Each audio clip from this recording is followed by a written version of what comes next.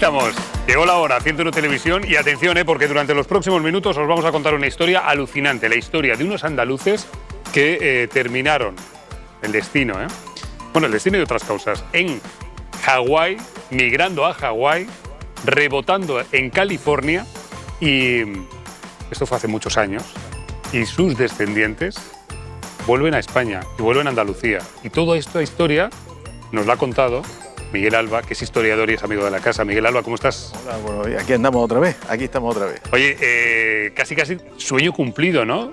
Porque ya están aquí los americanos. Sí, vamos a ver, los americanos, a raíz de toda la historia esta, de los libros y estos que salieron, del Heliópolis y esto que se publicó, bueno, pues hubo un señor en Cáceres, un antropólogo, Manuel Trinidad, que me llamó por teléfono y tal, y estamos un poco sorprendidos porque había, dentro de los 8.000 españoles que se fueron a la caña de azúcar a Hawái, había 600 extremeños. Ajá. Entonces este señor, pues muy animoso, y ha conseguido hacer un congreso, el primer congreso, que se va a hacer, precisamente empieza hoy hasta el viernes en Cáceres, y él invitó y empezó a mover la historia de familiares y ha conseguido de que vinieran 57 norteamericanos, de los cuales 17 son de origen andaluz. Qué bueno. Estamos hablando que son americanos, cuyos abuelos, más o menos, Abuelos y bisabuelos. o bisabuelos, eran andaluces, eran extremeños, y ahora contaremos la historia. Se fueron a trabajar, a hacer dinero, fortuna, como tantos españoles, a la caña en Hawái. Pero eso ahora lo contaremos. Van a venir a Andalucía, ¿no? Van a venir a Málaga, Sí, Sevilla. van a venir aquí. Vamos a ver, una vez que hablé con Manuel, me dijo, oye Miguel, podríamos hacer, y yo le comenté, digo, oye, aparte de todo esto, podríamos hacer algo así como también de temas andaluz, porque es que si había 600 extremeños, hay unos 6.000 andaluces, o sea que estamos hablando de una... Claro. Entonces yo le dije, oye, se podría hacer una cosa interesante, sería hacer un tour para que conocieran los orígenes de eso. Pues, la idea, bueno, fue buena y fuimos dándole forma. Y bueno, pues a raíz de esto, yo mañana me voy para Cáceres y me vuelvo el sábado con los 17 americanos y nos venimos aquí al Rincón de la Victoria, al Hotel Rincosol. Desde ahí vamos a partir para toda Andalucía durante 7 días. Vais a ir a Gibraltar, vais a conocer, bueno, casi todos los rincones, sobre todo mostrarles los lugares desde, por ejemplo, el puerto de Gibraltar. Sí, que de allí sale uno de los barcos. Lo ¿no? principal es que conozcan, digamos, el modus vivendi de su familia, cómo bebían, dónde vivían. Entonces, bueno, primero haremos un tour por Málaga, o sea, estaremos unos días aquí, por ejemplo, el domingo ya empezamos, iremos a Moclinejo, la bodega, el pasero, se le explicará un poco cómo vivían sus familias.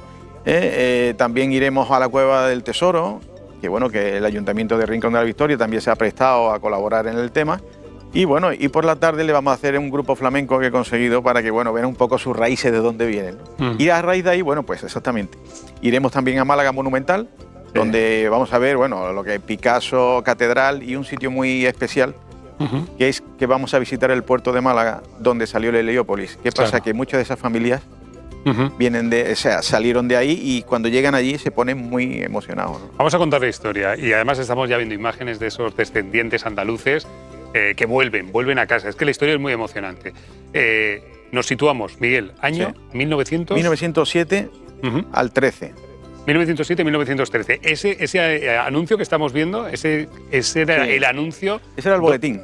Un boletín donde se reclamaban trabajadores. Sí, era publicitario, de que este lo hicieron los... Era una oferta de empleo. Sí, los americanos lo hicieron en Gibraltar, lo pasaban para acá, y entonces, bueno, pues el que se iba dando, y que los ganchos, que eran los comerciales en aquellos tiempos, que le llamaban los ganchos, son los que iban por los pueblos publicitando esto. ¿Qué pasa? Que la mayoría de las personas de pueblo, porque ellos iban a sitios donde había caserío y sitios muy lejanos donde la necesidad era imperiosa. Claro. Entonces era casi el boca a boca.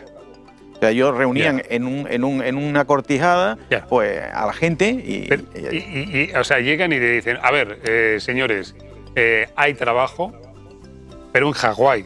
Tienen que ir a trabajar la caña de azúcar en Hawái. Y supongo que les ofrecerían un dinero, una... Vamos a ver, lo primero que hay que saber es que Hawái, estos señores no sabían dónde estaba. Bueno, eso para empezar, Eso para empezar. Pero lo que pasa es que ellos le ofertaban un billete gratis para toda la familia, con la condición de que ellos tuvieran menos de 45 años y ellas menos de 40, porque ellos los que querían una segunda generación blanca trabajando en las Vale, o sea, tenían que tener menos de 45, menos de 40 y las familias de... Claro. era para todo, trabajar todo gratis. O sea, para ellos era todo, o sea, todo lo que era el pasaje. Y una vez que estuvieran allí, pues sí, les daban un acre de terreno, la casa, leña, que en aquellos tiempos se con leña, agua, todo, médico y colegio gratis. Claro, a ti te ofrecen eso y dices tú... Bueno, con la carestía que había aquí. Claro, con una necesidad máxima. Estamos hablando de gente que vivía en la extrema pobreza, incluso. Yo he entrevistado a personas que me han dicho que sus abuelas le contaban y bisabuelas que se le morían los hijos de hambre. Entonces ellos, Hawái, donde fuera. Es inimaginable. Donde fuera. Claro, la oferta era interesante. Sí. Y entonces me dices que en total son 8.000 españoles, de los cuales casi 6.000 son andaluces. Sí, sí, aproximadamente. Se montan en el barco y a Hawái. En 7 barcos en total. Entonces, bueno, el primero salió de Málaga, que fue en 1907, pero a raíz del tumulto y de las circunstancias que rodearon esa primera recluta, el hecho de que le dieron el primer café por la noche con agua de mar, te puedes imaginar. Entonces, claro, estas criaturas, una vez que están allí, dicen, oye, si esto lo están haciendo todavía aquí en Málaga, en el puerto, ¿qué no harán cuando vayamos para allá, en mitad del océano? Claro. Tenemos que pensar que tenían que pasar el Atlántico y el Pacífico, la mitad del Pacífico. Claro. Y por el estrecho de Magallanes, porque... O sea, por el sur de América, no había canal de Panamá. No, hasta el 14 no hubo canal de Panamá, claro. Nada más que cruzar por el estrecho con la nieve. Un viaje de meses, supongo. 2 meses. 2 meses. Lo que pasa, y encima eran barcos de carga, no estaban acondicionados. Entonces, bueno, pues las condiciones del viaje eran penosas, ¿no? Entre otras cosas, cuando había mala mar, pues cerraban las escotillas y, bueno, y entonces las enfermedades, porque todos hacinados allí, bueno, pues te digo que en el primer barco hubo 19 fallecidos y en este segundo, que es el segundo libro del Ortery, hubo 58 niños muertos por el camino, ¿no? 58 niños muertos, niños y niñas muertos, solamente en el barco, en el camino. Barco. Hubo después un juicio en Estados Unidos a la naviera por la barbaridad que había sido este viaje. Por eso me fui a escribir este segundo libro, ¿no? Claro, ahora lo contamos. Es que la historia es apasionante. Insisto una vez más, estamos hablando de nuestros bisabuelos, que por necesidad tuvieron que coger el petate y salir de España para ganarse la vida. Pero en este caso engañados, obviamente. Llegan a Hawái, ¿qué se encuentran en Hawái? Bueno, cuando van a Hawái, digamos que es la mitad de todo lo que le habían comentado y le habían prometido. Claro, ellos, hay una cosa. Primero, el desarraigo tan grande que había allí. Estamos en Hawái. Las costumbres, el idioma, que encima también entre el hawaiano y el inglés, personas que venían de lo alto de la sierra, personas que, bueno, que cuando llegan allí, pues, bueno, y ya que ellos estaban acostumbrados a trabajar, pero no en esas condiciones. Entonces, por eso... ¿Podríamos decir que condiciones cercanas a la esclavitud? Bueno, porque hasta allí, antes de los europeos, digamos, porque antes vinieron portugueses y eso, había chinos y japoneses. Muy, muy cerca de lo que era la esclavitud. ¿Qué pasa? Que cuando llegan los españoles también tuvieron esas circunstancias porque los lunas, que eran los encargados, que iban con su caballo, llevaban su látigo. Entonces hubo españoles que estuvieron encarcelados porque, claro, con esas circunstancias y pues bueno, hubo más de una pelea y más de una historia, ¿no? Claro, viven en unas condiciones miserables. Sí. Han salido de Málaga y han entrado en Malagón, que en este caso es Hawái. ¿Cuántos españoles se quedan en Hawái? Porque luego unos cuantos cogen un barco y se van para Estados Unidos. No, el 90% aproximadamente se van. Claro, se dan cuenta de que eso es... Vamos a ver, los primeros que se van, ni el contrato que le habían prometido de 3 años y después hacerse ya nacionalizados americanos, pero ellos cuando ven esas condiciones, los primeros salen de allí. ¿Y dónde van? Porque no tienen dinero. Lo más cercano era California, San Francisco. Entonces llegan a San Francisco y ¿qué pasa? Una vez que llegan a San Francisco y se extienden por el Valle de California, todo allí, San Diego, Vacaville, Winter... Claro, estamos hablando de California 1900... estamos hablando a partir del 7, 11, 13, 15... Vale, lo digo un poco por hacernos a la idea que no es la California que podemos imaginar ahora. Aquello era páramo todo, era campo. Sí, pero la ventaja que tiene ello que al ser campo y el clima muy parecido al de aquí, entonces, bueno, pues ellos eran expertos en labranza, en podas. Claro, y cuando llegan allí ve que allí había viña, había frutales. Bueno, pues, y que se parecía mucho, por ejemplo, California a Málaga. Sí, ¿no? pues por eso escriben cartas y le dicen a los amigos que tenían allí y familiares en Hawái, oye, veniros aquí que esto se parece a nuestra amada Andalucía. Fíjate. Entonces, claro, pues se vienen, pues te digo, casi el 90% de estas personas ya se vienen a California. Y allí sí hay arraigo, ¿no? En California ya empiezan a trabajar y empiezan a vivir de otra manera. Sí, la cuestión es la siguiente, ellos empiezan a trabajar, pero una cosa muy curiosa es que los bancos no querían el dinero de ellos. Eso cuando hicimos el documental, el director nos decía que, Miguel, eso es imposible, y cuando estuvimos allí, en el documental aparece de pasajes a Hawái. ¿Y por qué no querían el dinero? Porque no querían mezclar a los americanos con estas familias que irían, bueno, pues un poco haraposas, un tipo de clientela diferente que no querían que entrara al banco. Y la gran suerte de eso fue que a partir del crash del 29, cuando no había dinero, los españoles ese dinero que no pudieron meter en el banco lo tenían en su casa guardado. Y a partir de ahí es cuando empiezan a respirar. ¿Por qué? Porque empiezan a comprar terreno. Claro. Y ellos se ayudaban mucho entre ellos y hacen grandes cantidades de terreno y hacen extensiones que cuando estuvimos allí fue alucinante de lo que yo dije. Esto fue de mi abuelo, esto de mi abuelo, esto de mi bisabuelo. Claro. Ese es el cariño que le tienen por el esfuerzo que hicieron y ellos ahora lo entienden. Ajá. Y a raíz del libro de Heliópolis traducido al inglés se han enterado de las causas y los motivos de por qué se fueron también, claro, que no lo conocían. Entonces, esas familias que van teniendo hijos se van quedando en Estados Unidos, van comprando tierras en California. Bueno, creo que me lo comentaste, ¿no? Zona de Silicon Valley, Santa Mónica, zonas que ahora están muy revalorizadas. Y al final terminan quedándose, aún sin perder sus orígenes y sus raíces andaluzas, pero se convierten en ciudadanos americanos y a sus hijos, ¿no? Sí, pero ellos eran tratados como hispanos al principio.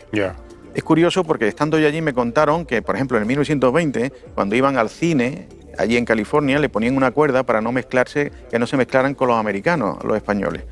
Ellos, a partir de que ya empiezan a tener un cierto poderío y el habla, porque la segunda generación y sobre todo la tercera... Ya empiezan a hablar inglés. Hablan normal, inglés, ¿no? Están en la universidad, son otro tipo, ya son más, digamos, entran en esa sociedad, ¿no? A mí me dicen concretamente estos señores que van a venir, que son mayores la mayoría, me dicen, mira Miguel, nosotros somos los últimos que tenemos este tema de España, porque nuestros hijos son ya americanos. Claro. Ellos tienen en su casa su trocito con su bandera, con su foto, claro. O sea, es una alegría. Curiosamente, te puedo decir que estos señores, al principio, sus abuelas y bisabuelas no querían que se supieran que eran españoles. Claro. Hay uno de ellos que me comentó que cuando... vergüenza. Sí, porque me comentó, dice Miguel, cuando mi abuela se estaba muriendo, fui al hospital y veo que estaba hablando con la enfermera, peleándose con la enfermera, pero en español. Yo eso no le presté. Y dice, digo, bueno, ¿y español? Si era español, dice, sí. Pero ella nunca habló en español para que no supieran que éramos hispanos.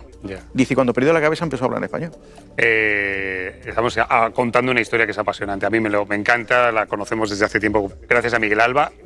Dos libros ya y una película, ¿eh? Sí, vale. Bueno, y el traducido al inglés, que es el que estamos también, que es el que está en Estados Unidos, bueno, pues... Oye, estábamos viendo imágenes y me gustaría verlas y comentarlas contigo de esta maravillosa historia de andaluces que se tuvieron que ir a Hawái. Esta foto, por ejemplo. Estos son señores que ya una vez que están allí, que son ya... estos eran los niños pequeños que iban en los barcos.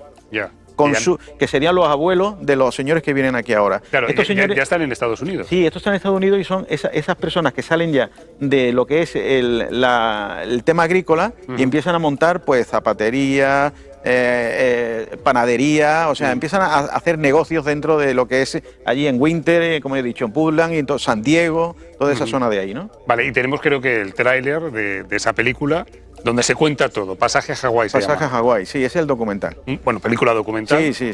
Donde se cuenta esta historia que hemos puesto y donde, bueno, pues estamos viendo, por ejemplo, esa imagen es de... Esa señora que es escritora, Patricia Steele, estará también en Cáceres y en una ponencia. Este señor es de Pinos Puente, la familia Álvarez, Albert Márquez. Claro. Y el padre fue el que le enseñó a él a tocar la guitarra, que el padre nació en Hawái, pero su abuelo era de Pinos Puente y era flamenco. Entonces, bueno, pues siguen con el tema este. Ese señor es profesor de español allí en California, ¿no? Viven en Gilroy. Qué bueno. La historia de unos andaluces que acabaron en Estados Unidos y ahora sus descendientes vuelven. Y Miguel los va a recibir. ¿Cuándo los recibes entonces? Bueno, pues yo, ya te digo, el sábado vengo para acá, vengo ya con ellos en el bus. Nos vendremos aquí, bueno, y la verdad que bueno, empezaremos ese tour que creo que las vivencias van a ser intensas, muy intensas y muy emotivas, pero bueno, es una maravilla, ¿no? Oye, cierra ya el círculo de esta historia como historiador. Tú que estás siempre abriendo líneas de estudio. Yo concretamente ahora tengo una idea que quiero llevar a ver si se puede hacer, si la podemos dar color. Yo me entrevisté no hace mucho con el alcalde de nuestro pueblo, de Rincón de la Victoria, y el presidente de Diputación.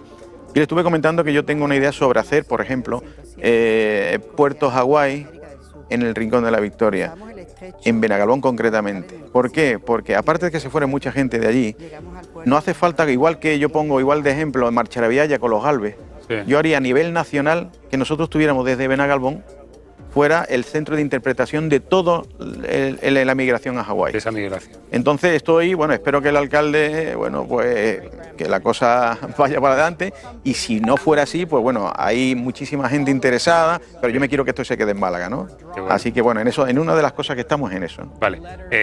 Claro, porque en tu mesa, ¿cómo es la mesa de un historiador? ¿Qué tiene? Mira, muchos papeles, la ¿no? mía son muchos papeles. O con un ordenador ya te vale. No, ordenador, y yo soy un poco, no soy muy rápido con el ordenador, entonces tengo un montón de papeles que hay veces que casi no los veo, ¿no? Una mesa con muchos papeles. Qué bueno.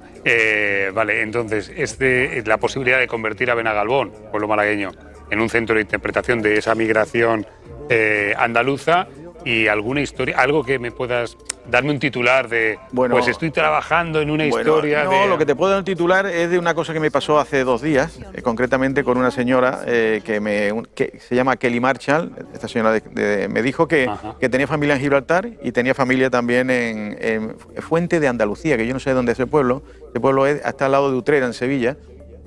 Y esta señora me dijo que no conocía a su familia de la parte de allí. Bueno, pues yo, como el tema de investigador, he conseguido localizarle a la familia y voy con ella a conocer a sus primos, entre comillas. El otro día me mandó un email diciendo que no podía dormir, era a las 4:30 en San Francisco, diciendo nada más que de los nervios que tenía de saber y de volver a conocer a la familia que tenía perdida, ¿no? O sea, cosas como esas. Qué bueno. Pues nada, pasaje a Hawái, la historia de un montón de andaluces que fueron a trabajar a Hawái, que terminaron rebotados en Estados Unidos, en California, que tuvieron hijos, que compraron tierras y que ahora vuelven a su casa, que es Andalucía. Miguel Alba, ¿quieres decir algo más, querido amigo? Pues nada más, solamente agradecer, bueno, por ejemplo, a Diputación, que ha trabajado también, nos ayuda mucho, Turismo Costa del Sol, el Ayuntamiento de Rincón y bueno, y todas estas personas que han colaborado, el Congreso de este hombre Manuel Trinidad, que la verdad ha hecho un esfuerzo grande. Y bueno, y espero que se lo pasen muy bien, y ya os contaré en una próxima visita las experiencias de este tour, ¿no? Qué bueno. Miguel, gracias. Y de verdad, gracias por tenerte de cerca. Somos muy fans de la historia, sobre todo de la historia que nos toca, que nos interpela de forma directa. En este caso estamos hablando de abuelos, bisabuelos nuestros, y siempre es bueno tener a un historiador de cabecera cerca para que nos recuerde de dónde venimos. Pues nada, pues muchísimas gracias. Cuídate mucho, ¿vale? Venga, muchas gracias. Miguel Alba, historiador. Y ahora me voy para